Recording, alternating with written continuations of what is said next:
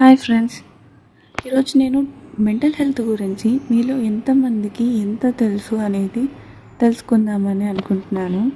మీలో ఎంతమందికి physical health ఎంత ఇంపార్టెంటో మెంటల్ హెల్త్ కూడా అంతే ఇంపార్టెంట్ అని తెలుసు. ఎంతమందికి మెంటల్గా కూడా కొన్ని హెల్త్ కండిషన్స్ ఉంటాయని తెలుసు. మీలో ఎంతమందికి డిప్రెషన్ అంటే తెలుసు.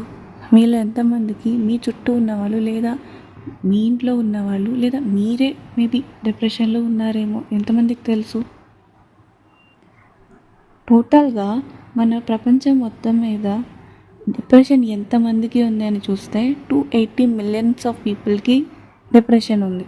అందులో 50% ఆఫ్ పీపుల్ లేడీసే. 50% ఆఫ్ లేడీస్ డిప్రెషన్తో బాధపడుతున్నారు ఆ 280 మిలియన్ పీపుల్లో.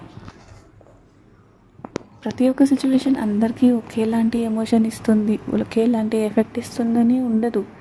సింపుల్గా చెప్తా, ఈజీగా అర్థం చేసుకోండి. ఇప్పుడు వర్షంనే తీసుకుందాం. వర్షం పడుతుంది, చిన్నపిల్లలు చాలా హ్యాపీగా ఫీల్ అవుతారు స్కూల్కి వెళ్ళక్కర్లేదని. ఇంకా రైతులేమో పంట పాడైపోతుందేమో అని కొంతమంది చాలా బాధపడుతుంటారు. కొంతమంది రైతులు కొన్ని టైమ్స్లో వాళ్ళ పంటకి ఇది హెల్ప్ అవుతుంది అనుకుంటారు. కొంతమంది వర్షాన్ని ఎంజాయ్ చేసే వాళ్ళు ఉంటారు. ట్రావెలింగ్ చేసే వాళ్ళు చిరాగ్గా ఫీల్ అవుతారు. అదే సేమ్ అందరికీ అదే వర్షం, కానీ ఒక్కొక్కళ్ళ మీద ఒక్కొక్కలాగా దాని ఎఫెక్ట్ ఉంటుంది. ఇక్కడ మ్యాటర్ వర్షం కాదు, ఏదైనా సరే ప్రతి ఒక్కటి ఒక్కొక్కళ్ళ మీద ఒక్కొక్కలాగా దాని ఎఫెక్ట్ ఉంటుంది. నాకు నచ్చింది నీకు నచ్చాలని లేదు, నీకు నచ్చింది నాకు నచ్చాలని లేదు. ఇలా ప్రతి ఒక్కళ్ళకి ఒక్కొక్క ఇష్టాలే కాదు,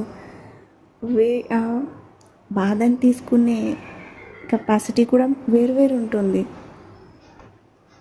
ఎదుటి వాళ్ళ ఫీలింగ్స్ని, ఎమోషన్స్ని మనం డిసైడ్ చేయకూడదు.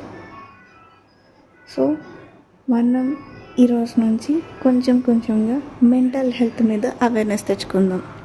నేనైతే మీకు డెఫినెట్లీ క్లియర్గా అర్థమైపోయేలా ఎక్స్ప్లెయిన్ చేస్తా. Okay bye.